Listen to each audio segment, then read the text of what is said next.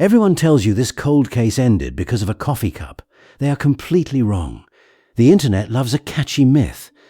But the reality is much darker and, frankly, far more pathetic.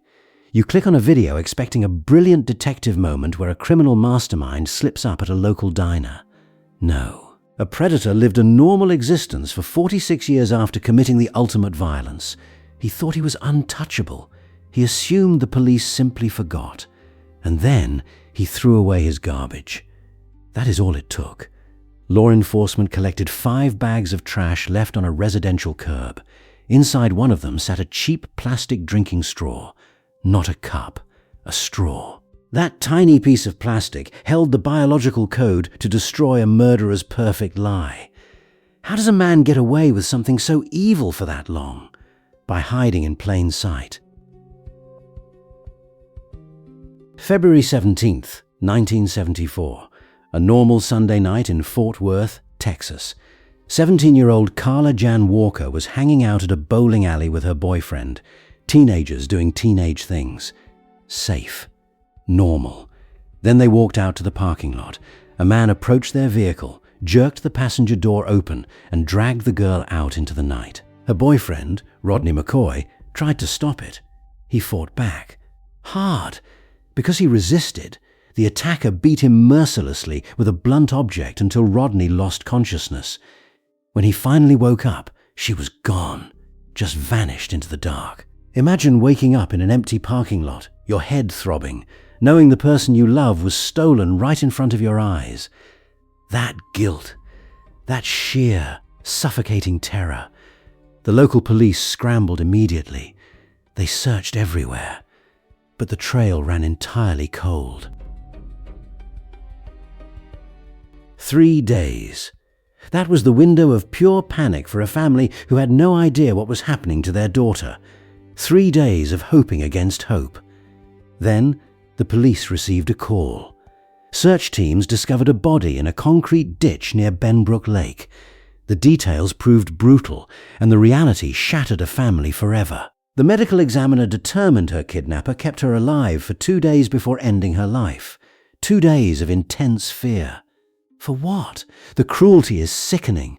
Detectives had a crime scene, they secured a body, and they faced heavy public pressure to find the monster responsible. Investigators began interviewing local suspects, pulling in anyone with a record, anyone who seemed out of place in the community. They were desperate for a lead, casting a wide net across the city, which meant they eventually knocked on a very specific door. They pulled in a man named Glen McCerley, a local guy. He seemed totally average. A husband, a worker. Nothing about him screamed monster on paper. The night he ripped a teenager from that bowling alley parking lot, it was his own wedding anniversary. What kind of person celebrates their marriage by destroying a family? A psychopath. That is the only word for it. Police had him sitting right there in the interview room. Detectives looked him directly in the eyes. They asked him exactly where he was that Sunday night. He gave them a story. He played the part of a confused local citizen perfectly, acting like a man who just wanted to help the authorities catch a killer.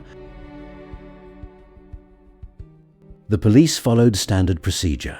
They strapped him to a lie detector test. The machine asked the questions. His heart rate stayed steady. His breathing remained calm. He passed. The machine failed. And because of that single, flawed piece of technology, investigators crossed his name off the priority list. They let him walk straight out the front doors of the station. He went home to his wife. He went back to his job. He went back to living an unbothered life. We put so much faith in these machines.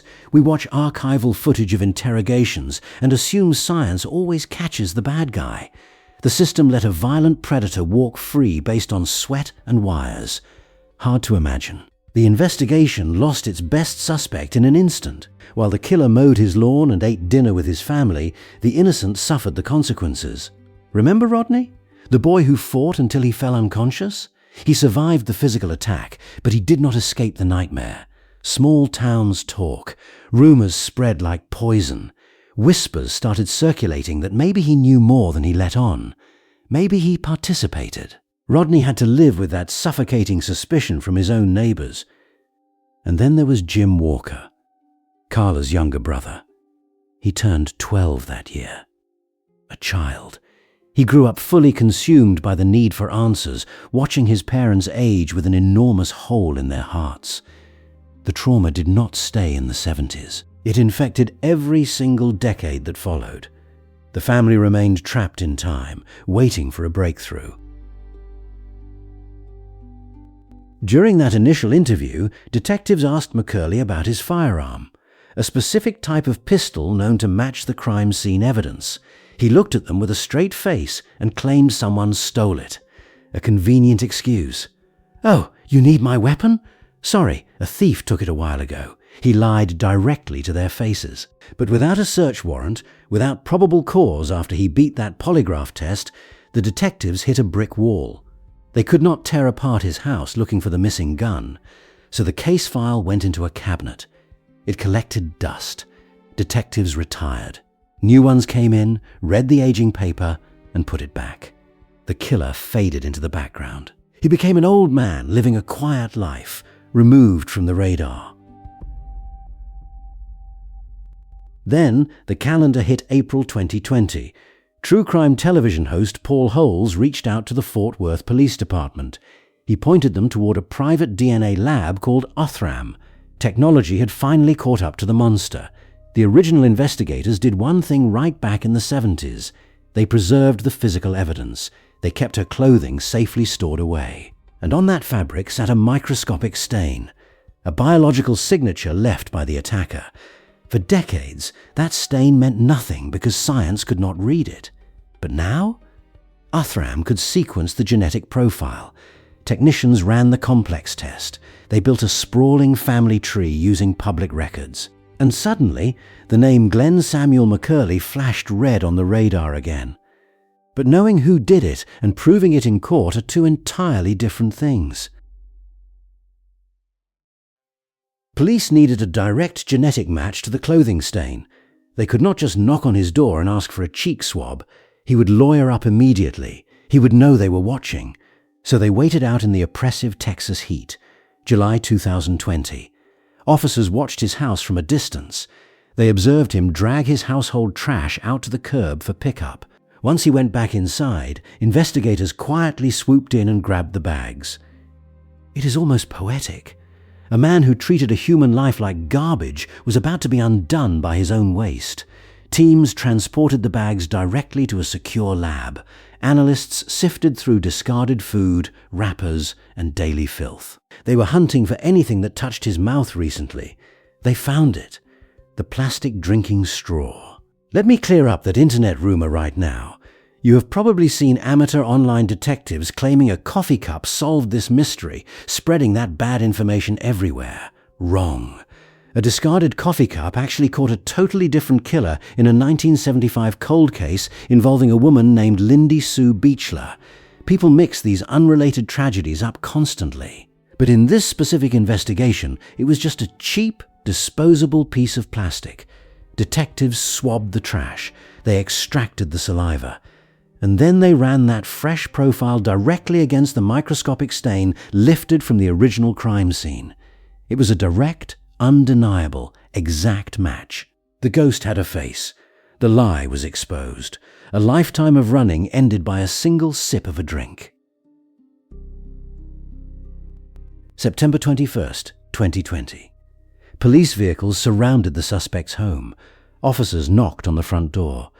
A 77-year-old man answered. He looked frail. He looked harmless. He looked like anybody's grandfather. They placed him in handcuffs right there and charged him with capital murder. The shock in the surrounding neighborhood was total. Nobody saw this coming. Nobody. The nice old man next door was a predator. They put him in the back of a cruiser and finally obtained the warrant to tear his house apart. Remember the gun he claimed was stolen way back during the initial investigation? The open question that haunted the original detectives? They found it, the exact weapon, hidden securely inside his house. He held onto it the entire time. He lived under the same roof with the weapon tied to his darkest night. The arrogance is hard to grasp. He truly believed he was smarter than everyone else in the room. He thought time had erased his sins permanently. But physical evidence does not forget.